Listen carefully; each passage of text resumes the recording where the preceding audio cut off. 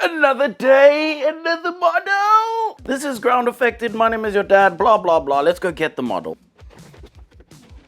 I saved us the hassle of looking at prints and printers and the curing, and I've already done all of that. So let's take this upstairs and go and prepare it and do it. First off, let's get some housekeeping out the way. This model and this video is sponsored by Zez Studios. Zez Studios is a studio over on Patreon who creates some incredibly high detailed, amazing sculpts. These things come pre-supported, and when I say pre-supported, I mean I even trust these pre-supports. Now, of course, if you are interested in any of these models or anything you see takes your fancy, well then there is a link in the description down below for you to go and follow and subscribe. Go and subscribe to Zez Studios. They create the best models you can ever find. There are probably a whole load of other big fancy words that I could be using, but I don't know these fancy words. But what I do know is Zez models fits together like, honestly, it is beautiful. It's a thing of actual pure art of the way these models fit together. So if you are wanting a model that is going to go together,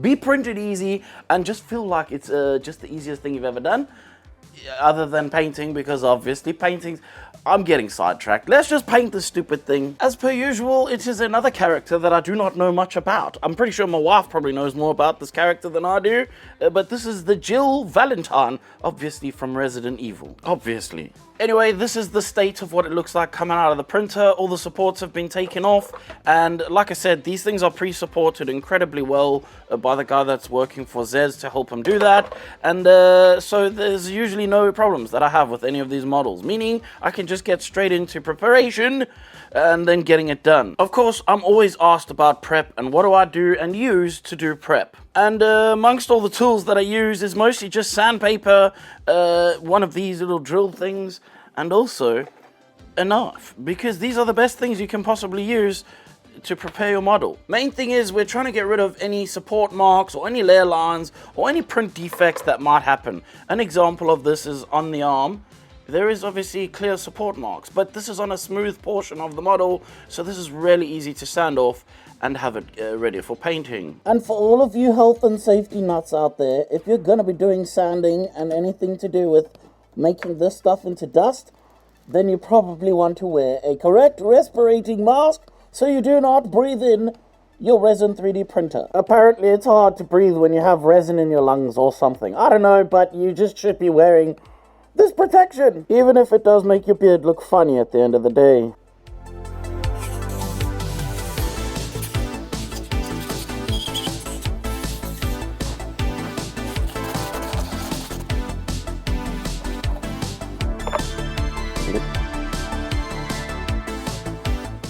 Now that the preparation is done, it's an easy, simple task of just literally painting a primer on everything. This can be your own primer, whatever primer you find. I prefer this Kaleido one, and that's just how it is. But I paint that over everything using a black. After I'm done with the black, I will put a zenithal on, and I use a white primer for that. You can use a white ink. You do not have to use a primer. In fact, you do not have to do anything that I'm doing in this video. This is just how I do it.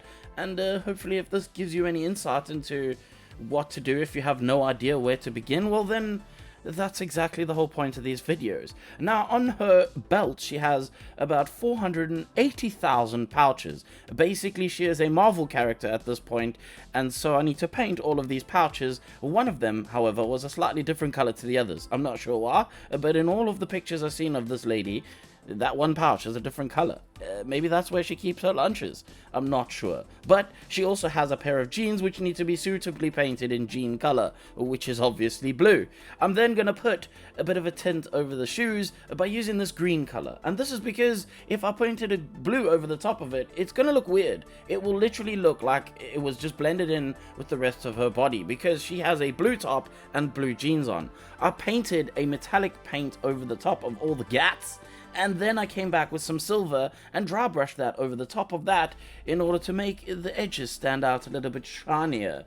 Also, I figured that this was a little bit too bright, and so I did eventually spray this Griff Charger Grey over everything, which dulls it down a little bit, but keeps those highlights on the edges and still makes it look like a metal. I'm going to use a bit of black to paint over the handle on this shotgun on her back, and then I'm going to obviously take some brown and paint the other handle with that. This is because that part is made out of brown stuff.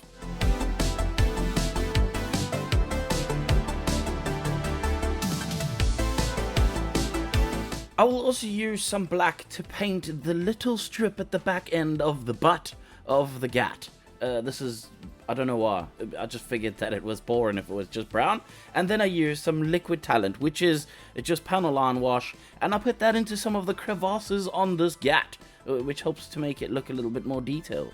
Now it's time to turn my attention to the base, and there are some terracotta tiles, I think, on the base. Either way, they were reddish looking tiles, and so I start out with what appears to be a reddish color. Now, I did start from a black with this, and I feel like this works with this type of image just because it's meant to be kind of dark, so just stick with me on this one. I'm going to then use a little bit of a dark gray to go over the extra pieces, the concrete stuff that the terracotta is obviously attached to. I did realize halfway through this that while dry brushing, I didn't get any of the edges of these tiles, and so I quickly painted those with a brush. I mixed the paints like 50-50 for this, because if it was a solid paint or just too thick, it would be way too bright and look really weird when it dried, so I didn't do it that way. I then worked my way up with some lighter grays to dry brush over all those lovely textures on this base, and finally culminating in a deck tan highlight over the edges of everything, thus cementing the cement. I will then turn my attention back to the terracotta tiles and paint a little bit of a lighter color over the top of them. This is to bring out some of those edges and also some of that texture that is on the surface of them as well. This helps to bring the light into the piece where I want the light to be, and as you may notice, I've kept that mostly towards the front edges of each kind of platform area. While that's drying, I will quickly paint the drain cover or drain hole that is in the back of the base. Now, to really catch those edges, I'm going to use this color called New Wood, and I'm going to put this specifically in the front. As you can see, just on the edge of each step and only in the front of the tiles. You can literally see the gradient from the back to the front of those steps. Now, to really reinforce that, I'm going to take some red wash and spray that only at the back of each of these sort of segments. There's 3 segments, and when that's done, I will take some Drakenhof Nightshade, which is a blue color, and spray that into all the cement areas. This is to make it a little bit bluer and not so grey and boring. I can then stick that massive gat on the base and set to work on painting the little symbol that is on the base itself. This I did using a deck tan to paint it white at first, and then using a ball red, I just paint a couple of triangles in the spaces where triangles are. Once I am done with this ball red stage, and it is fully dried by the way, I will then take a black and very carefully line this entire symbol.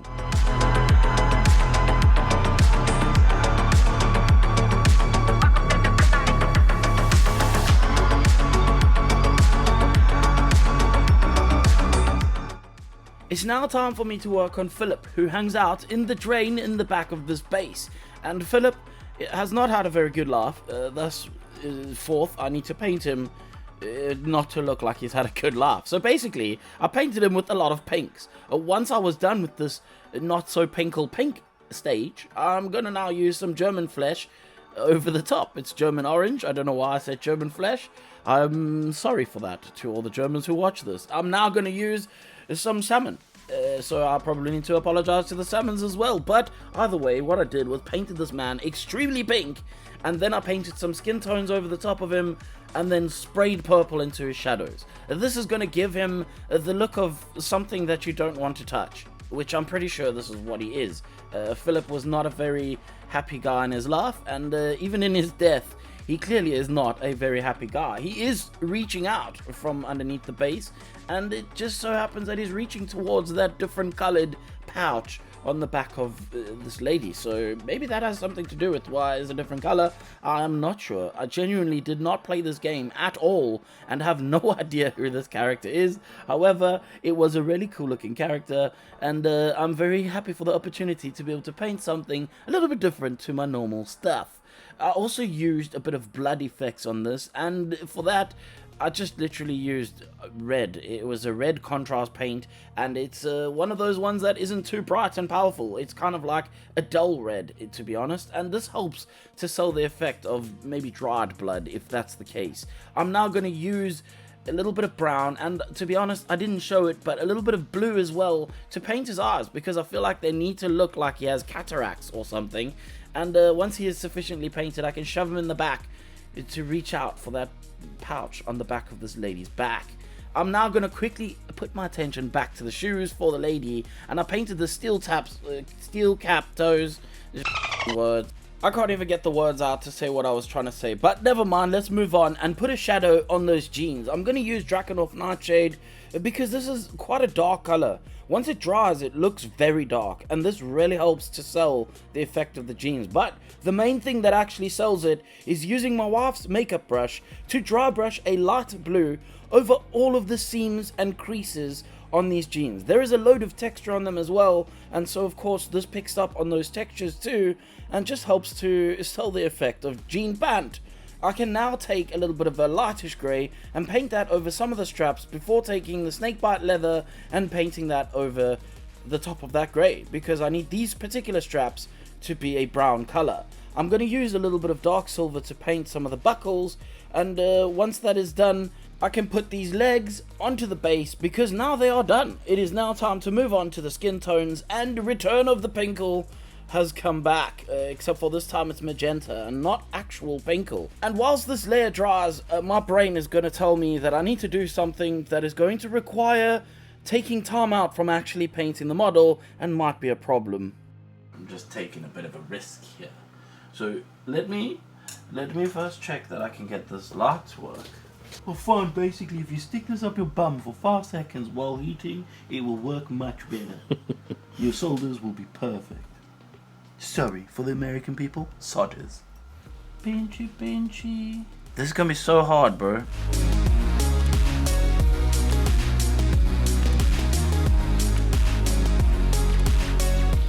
Okay. It's on. That's one.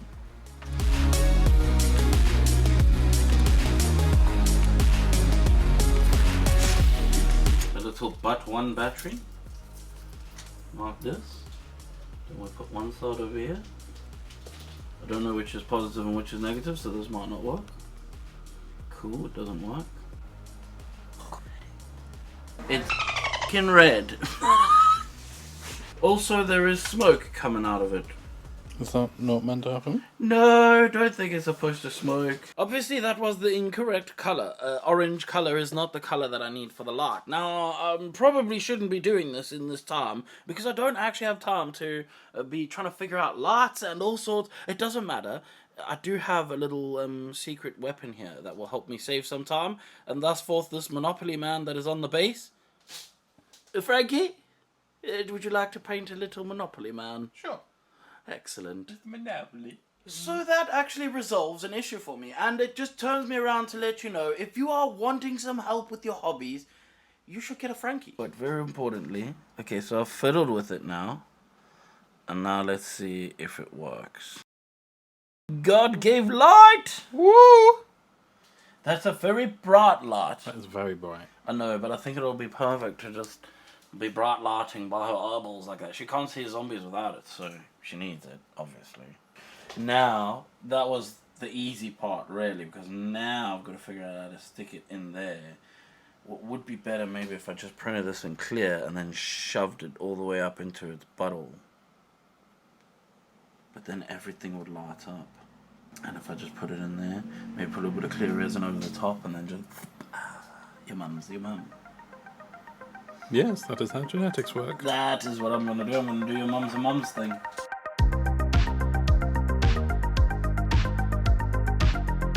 Okay, so obviously Frankie is going to be painting the Monopoly man for me whilst I figure out how to get this LED inside of this model. And the first thing I did was obviously drill some holes to stick it in, and drill some more holes into the body, because this little piece sticks into that little key there, but also the wires need to go through the body, and yes, the wires are going to interfere with the arm, but I'll show you how I deal with that a little bit later on. For now, let me get those wires in and routed and block off that LED so that while I do the next layers of painting, it doesn't ruin the fact that I put an LED in there. Otherwise the LED would be missing, and then that would be a waste of time. I'm gonna put in the classic red into the shadows of everything on the skin tone area. Once I'm done with that, I'm gonna try a new color, this time using Old Rose, and I'm gonna paint that over all the skin tone areas. I was having a lot of troubles with my airbrush and this is just due to me using it so much, and obviously I have blocked it up at some point and just never cleaned it out, so it needs a proper clean out. You can literally see me struggling with it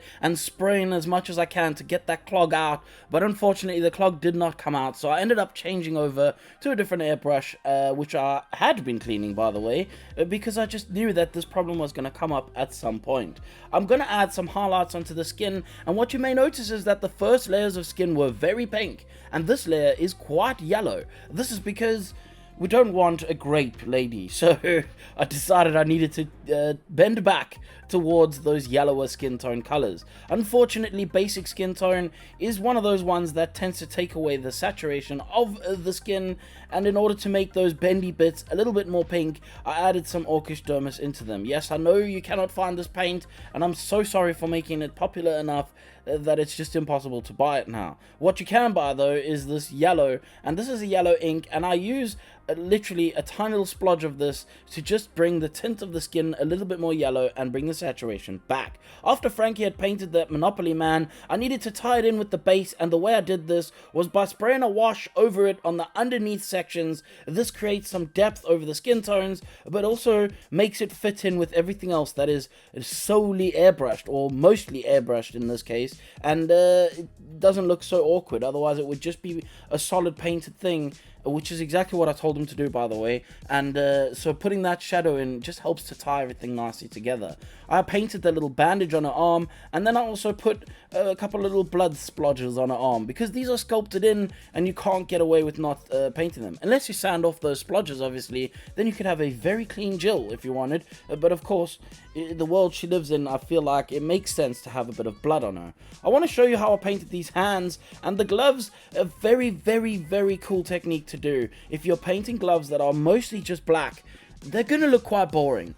So before I actually get to the part, I'll just tell you that I used some dry brush with some dark silver over the gap, because obviously a black on black, it just won't work. Like, the gun would not stand out, it would look weird. But this is the thing I want to talk about, and this is to use gloss paint. If you put a gloss over different areas on the glove itself, these parts will stand out, and as you can clearly see, it makes it look different. It makes it look like I painted different colors, even though it was the exact same color. And I can tell you it's easier painting that gloss on than it is to paint a different color. It just is. I don't know why, but it is. I then glued that hand onto her arm. Also, I think at this point probably glued the other hand onto the other arm, and then I moved on to painting the torso, which requires a white undershirt. She has a blue shirt and then a white vest or something underneath that shirt, which means that I need to paint around the edges, and it makes sense to do this part first before painting the actual blue of the shirt. For this I just used Prussian blue, but I will mention that I forgot that there was actually a little bit of the vest sticking out on the arm section, and so I had to come back after painting the shirt and paint those pieces as well.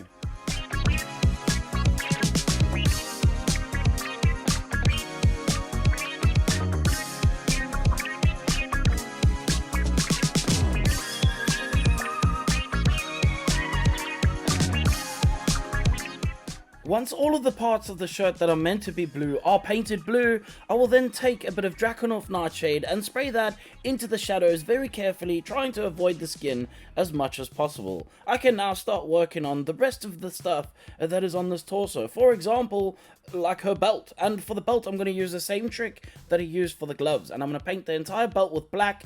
Obviously, I'm going to paint the buckle with a dark silver, and then a gloss going through the center of it to give a differentiation between the two kind of materials that are made up on that belt. I stuck on her badge of police or whatever it is, and then set to work on some of the other straps across the body. And for these, I literally just used Sagor Brown. And the reason that I did this is because that other brown that I was using, Snakebite Leather, is one of the worst colors to paint and have it solid. And so I decided to change up and do some Sagor Brown. This also meant that I did have to paint some of the straps that I had previously painted. Once I was done with that, I then stuck the arms in. I'm just showing you here that wire was in the way, so I had to cut out the key, and this is the reason why I chose to actually glue in the arms when I normally wouldn't glue something like this in, but it was necessary in this part. I then stuck in those little holsters that are on her back, and that's where you can see that I changed the color of the snake bite on the straps of those holsters because it just made sense for ease of use of painting. I also took some bronze and I painted that over whatever the heck is hanging on her neck lace.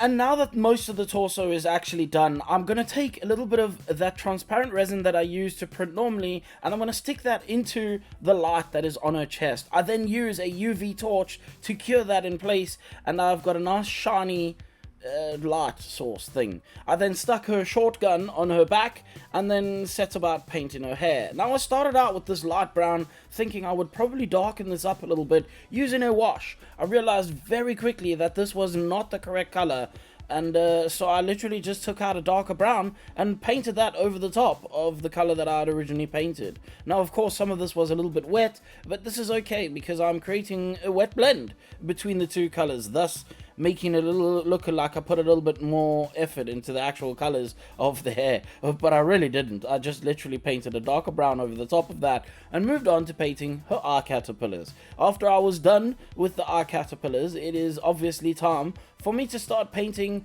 some of the makeup. And with the makeup, this is kind of a difficult thing, but I turned my airbrush down and I very carefully, you can notice how close my airbrush is now compared to when I paint like base layers and things like that. There's a lot less air pressure, but I'm also using a very small area that I'm painting with. I use a 0.5 millimeter needle and nozzle, so it's quite a big airbrush, but if you go really close with the low air pressure, you can get a very tiny little spot with it if you want to.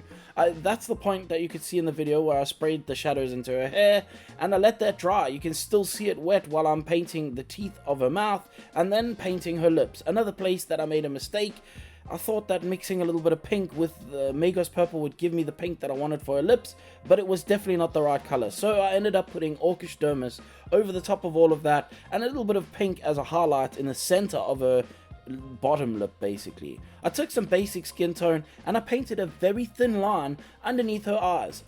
Don't know why this is a thing, but it's a thing that I've been doing quite a lot recently, to be honest, and it just makes the eyes look like there is more makeup on them, because I guess that's what girls do, is put makeup on their eyes.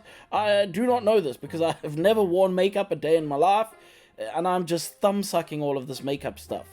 But speaking of another thumb suck, this is putting in whites into the eyes, and in this particular model was one of the first times that it actually stood out as the white was too stark for the eyes. And I didn't show, but I did end up putting a little bit of Magos purple into the corners to make the eyes not look so stark at the end of this. For the eyes themselves, I couldn't actually figure out if the eyes of this character in the renders were brown, but after researching a little bit online, I found that they were actually blue, and so I painted them blue. And if they're not, then my research was terrible, in which case this is why I paint models and don't research things.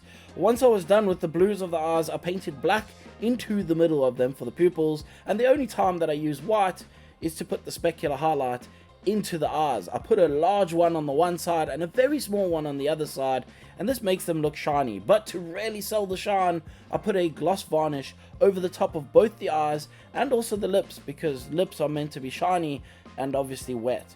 At the last thing I'm going to do is take a lighter brown and I'm going to dry brush that over the hair to create some of the texture that is already sculpted in there, and then I can put the head on this model and call it done.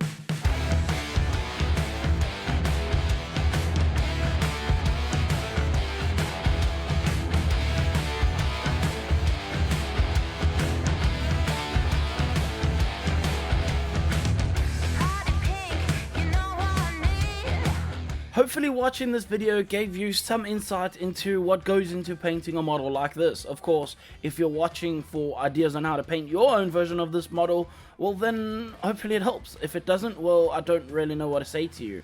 I want to say a massive thank you though to watching this video, and also for just supporting my channel in general. I want to say an even bigger thank you though to my patrons. The people over on my Patreon receive a color palette, which is literally a tray with all of the paints in. It's a photograph of it, but also we write out every single paint, and then you can see which colors you're missing or which ones you might want to add, or even if you want to compare them to other brands and try to match colors, you can do that too. Of course, this is the part of the video where I tell you that if you are on the toilet, please wash your hands, because dude, that's no good if you aren't. And also I want to tell you that if you didn't like anything you saw in this video, I really don't care, and you should probably just fuck off.